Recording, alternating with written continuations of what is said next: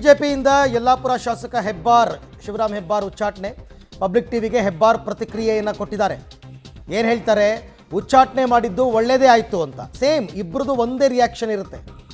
ಎಲ್ಲದಕ್ಕೂ ನಾನು ಉತ್ತರವನ್ನು ಕೊಡ್ತೀನಿ, ಯಾಕೆ ಹೀಗಾಯಿತು ಅನ್ನೋದಕ್ಕೆ ಉತ್ತರವನ್ನು ಕೊಡ್ತೀನಿ. ಸಭೆ ಸಮಾರಂಭಗಳಿಗೆ ನಮ್ಮನ್ನು ಕರೀತಾ ಇರಲಿಲ್ಲ ಅವ್ರ ಆರೋಪ. ನಮ್ಮ ಮುಂದಿನ ನಿರ್ಧಾರ ಸದ್ಯದಲ್ಲೇ ಪ್ರಕಟ ಮಾಡ್ತೀವಿ ಅಂತ ಹೆಬ್ಬಾರ್ ಅವರು ಹೇಳಿದ್ದಾರೆ. ಮುಂದಿನ ನಿರ್ಧಾರ ಅಂದರೆ ಏನು? ಟೆಕ್ನಿಕಲಿ ಅವರು ಕಾಂಗ್ರೆಸ್ ಸೇರೋಕ್ಕಾಗಲ್ಲ ಇವಾಗ, ಆದರೆ ನಮ್ಮ ಬೆಂಬಲ ಕಾಂಗ್ರೆಸ್ಗೆ ಅಂತ ಹೇಳ್ಬೋದು. ಈಗ ಅವರು ಫ್ರೀ, ಅವರು ಬಿ ಜೆ ಪಿ ಶಾಸಕರಲ್ಲ, ಟೆಕ್ನಿಕಲಿ ಕಾಂಗ್ರೆಸ್ ಸೇರೋಕ್ಕಾಗಲ್ಲ, ಆದರೆ ನಮ್ಮ ಮುಂದಿನ ಬೆಂಬಲ ಎಲ್ಲವೂ ಕೂಡ ಕಾಂಗ್ರೆಸ್ಗೆ ಇರುತ್ತೆ ಅಂತ ಅವರು ಸ್ಟೇಟ್ಮೆಂಟನ್ನು ಕೊಡ್ಬೋದು.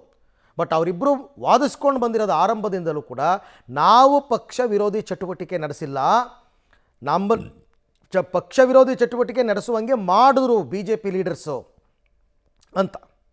ಈ ಬಗ್ಗೆ ಕೂಡ ಮತ್ತಷ್ಟು ಮಾಹಿತಿ ನನ್ನ ಕೊಲೀಗ್ ಮಸೂದ್ ಅವರಿಂದ ಪಡ್ಕೊಳ್ಳೋಣ. ಮಸೂದ್, ಇವರಿಬ್ಬರ ಸಮರ್ಥನೆ ಏನು ಅಂತ ಅವ್ರು ಹೇಳ್ತಾರೆ. ನಾವು ಪಕ್ಷ ವಿರೋಧಿ ಚಟುವಟಿಕೆ ನಡೆಸಿಲ್ಲ, ಬಟ್ ನಮ್ಮ ವಿರುದ್ಧ ಪಿತೂರಿ ನಡೆಸಿದ್ರು ಅಂತಕ್ಕಂಥದ್ದು. ಏನು ಸಮರ್ಥನೆ? ಯಾಕೆ ಹೀಗೆ ನಡ್ಕೊಂಡ್ರು ಅವರು ಅಂತ? ಬಿಜೆಪಿ ನಾಯಕರು ಅಷ್ಟೆಲ್ಲ ಆರೋಪಗಳನ್ನು ಮಾಡ್ತಾ ಇದ್ರು, ಅಷ್ಟೆಲ್ಲ ಆರೋಪಗಳನ್ನು ಸಂಗ್ರಹ ಮಾಡಿ ಹೈಕಮಾಂಡ್ಗೂ ಕೂಡ ರವಾನೆ ಮಾಡಿದರು. ಆದರೆ ಅವರವ್ರ ಕ್ಷೇತ್ರದಲ್ಲಿ ಎಲ್ಲ ಒಂದು ಕಡೆ ಇವರು ಬಂದ ಸಂದರ್ಭದಲ್ಲಿ ಪೂರಕವಾದಂಥ ವಾತಾವರಣ ಇತ್ತು. ಎರಡೆರಡು ಸಲ ಗೆದ್ದರು, ಸಚಿವರು ಕೂಡ ಬಿ ಜೆ ಪಿಯಲ್ಲಿ ಆಗಿದ್ದರು. ಆದರೆ ಅನಂತರ ಎಲ್ಲಿ ಬಿ ಜೆ ಪಿಯ ಯಲ್ಲಾಪುರ ಮತ್ತು ಯಶವಂತಪುರ ವಿಧಾನಸಭಾ ಕ್ಷೇತ್ರಗಳಲ್ಲಿ ಬಿ ಜೆ ಪಿಯ ಮೂಲ ನಾಯಕರು, ಮೂಲ ಮುಖಂಡರು ಯಾರಿದ್ರು, ಅವರ ಜೊತೆ ಒಂದು ರೀತಿಯಲ್ಲಿ ಸಮನ್ವಯತೆ ಸಾಧಿಸಿಕೊಳ್ಳಲಿಲ್ಲ. ಆ ವಿಚಾರದಲ್ಲಿ ಇಬ್ಬರು ಕೂಡ ವಿಫಲರಾದರು. ಅವ್ರನ್ನ ವಿಶ್ವಾಸಕ್ಕೆ ತೆಗೆದುಕೊಳ್ಳಲಿಲ್ಲ. ತಮ್ಮ ಜೊತೆ ಯಾರೆಲ್ಲರನ್ನ ಕರ್ಕೊಂಡು ಬಂದಿದ್ರು ಅವ್ರನ್ನೇ ಮುಂಚೂಣಿಗೆ ತಂದರು, ಅವ್ರಿಗೆ ಪ್ರಮುಖ ಸ್ಥಾನಗಳನ್ನು ವಿಧಾನಸಭೆ ಮಟ್ಟದಲ್ಲಿ ಕೊಟ್ಟಿದ್ರು ಅನ್ನುವಂತಹ ಒಂದು ಆರೋಪ. ಈ ಸಂಬಂಧಪಟ್ಟಂತೆ ಯಶವಂತಪುರದಲ್ಲೂ ಕೂಡ ಸ್ಥಳೀಯ ಮುಖಂಡರು ದೂರು ಕೊಟ್ಟಾಗ ಆ ಒಂದು ವಿಚಾರದಲ್ಲಿ ಆ ಸಂದರ್ಭದಲ್ಲಿ ಎಸ್ ಟಿ ಸೋಮಶೇಖರ್ ಬಿಜೆಪಿಯಲ್ಲಿ ಪ್ರಭಾವಿಯಾಗಿದ್ದರು. ಅವರು ಪ್ರಭಾವ ಬಳಸಿ ಯಾರೆಲ್ಲ ಬಿಜೆಪಿ ಮೂಲ ಮುಖಂಡರು ದೂರು ಕೊಟ್ಟಿದ್ರು ಅವ್ರನ್ನೇ ಉಚ್ಚಾಟನೆ ಮಾಡುವಷ್ಟು ಪ್ರಭಾವವನ್ನು ಉಳಿಸ್ಕೊಂಡಿದ್ರು. ಅಂದರೆ ಎಸ್ ಟಿ ಸೋಮಶೇಖರ್ ಅವರ ದೂರನ್ನೇ ಬಿಜೆಪಿಯ ರಾಜ್ಯ ನಾಯಕರು ಪರಿಗಣಿಸಿ ಸ್ಥಳೀಯ ಯಶವಂತಪುರದ ಇಬ್ಬರು ಮುಖಂಡರನ್ನ ಎಕ್ಸ್ಪೆಲ್ ಮಾಡಿದ್ರು. ಅನಂತರ ಅದನ್ನು ವಾಪಸ್ ತೆಗೆದುಕೊಂಡ್ರು. ಯಾವಾಗ ಎಸ್ ಟಿ ಸೋಮಶೇಖರ್ ಯಾವಾಗ ಹೆಚ್ಚು ಕಾಂಗ್ರೆಸ್ ನಾಯಕರ ಜೊತೆ ಗುರುತಿಸ್ಕೊಳ್ತಾ ಇದ್ರು, ಯಾವಾಗ ಹೆಚ್ಚು ಕಾಂಗ್ರೆಸ್ ಕಾರ್ಯಕ್ರಮಗಳಲ್ಲಿ ಪಾಲ್ಗೊಳ್ಳೋದಕ್ಕೆ ಶುರು ಮಾಡಿದ್ರು, ಆ ಸಂದರ್ಭದಲ್ಲಿ ಅವರಿಬ್ಬರ ವಿರುದ್ಧ ಕಠಿಣ ಕ್ರಮ ತೆಗೆದುಕೋಬೇಕು ಅನ್ನುವಂತಹ ದೂರನ್ನು ಕೂಡ ಹೈಕಮಾಂಡ್ಗೆ ಕೊಡಲಾಯಿತು. ಇವರು ಏನು ವಾದ ಮಾಡ್ತಾರೆ ಅಂತಂದರೆ, ನಾವು ಯಾವುದೇ ಪಕ್ಷ ವಿರೋಧಿ ಚಟುವಟಿಕೆ ಮಾಡಿಲ್ಲ, ಕ್ಷೇತ್ರದಲ್ಲಿ ನಮ್ಮ ವಿರುದ್ಧ ಪಿತೂರಿ ಆಗ್ತಾ ಇತ್ತು, ಅದನ್ನು ನಾವು ಬಿ ಜೆ ಪಿ ನಾಯಕರಿಗೆ ಹೇಳ್ತಾ ಇದ್ವಿ. ಆದರೆ ಬಿ ಜೆ ಪಿ ನಾಯಕರು ನಮ್ಮ ಮಾತನ್ನು ಕೇಳ್ತಾ ಇರಲಿಲ್ಲ.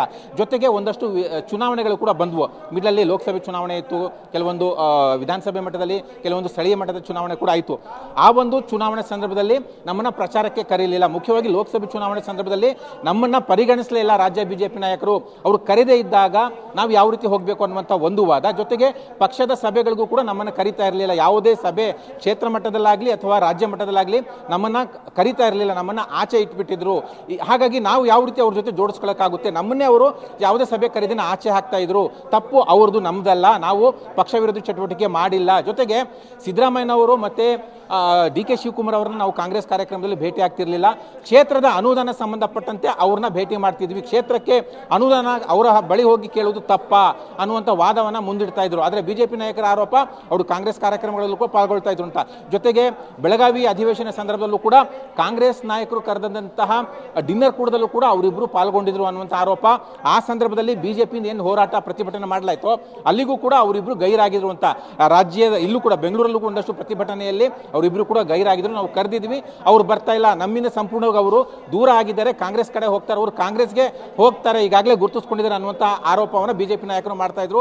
ಎರಡೂ ಕಡೆಯೂ ಕೂಡ ಆರೋಪ ಪ್ರತ್ಯಾರೋಪ ನಡ್ಕೊಂಡು ಬರ್ತಾ ಇತ್ತು. ಈಗ ಕೊನೆಗೆ ಹೈಕಮಾಂಡ್ ಮಧ್ಯ ಪ್ರವೇಶ ಮಾಡಿದೆ, ಇಬ್ಬರನ್ನು ಕೂಡ ಉಚ್ಚಾಟನೆ ಮಾಡಿ ಆದೇಶ ಮಾಡಲಾಗಿದೆ. ಈಗ ಈ ಮುಂದೆ ಅವರ ಚಟುವಟಿಕೆ ಕಾಂಗ್ರೆಸ್ ಕಡೆ ಜಾಸ್ತಿ ಆಗುತ್ತೆ, ಕಾಂಗ್ರೆಸ್ನಲ್ಲಿ ಜಾಸ್ತಿ ಗುರುತಿಸಿಕೊಳ್ಳುವ ಸಾಧ್ಯತೆ ದಟ್ಟವಾಗಿದೆ. ಅರವಿಂದ್.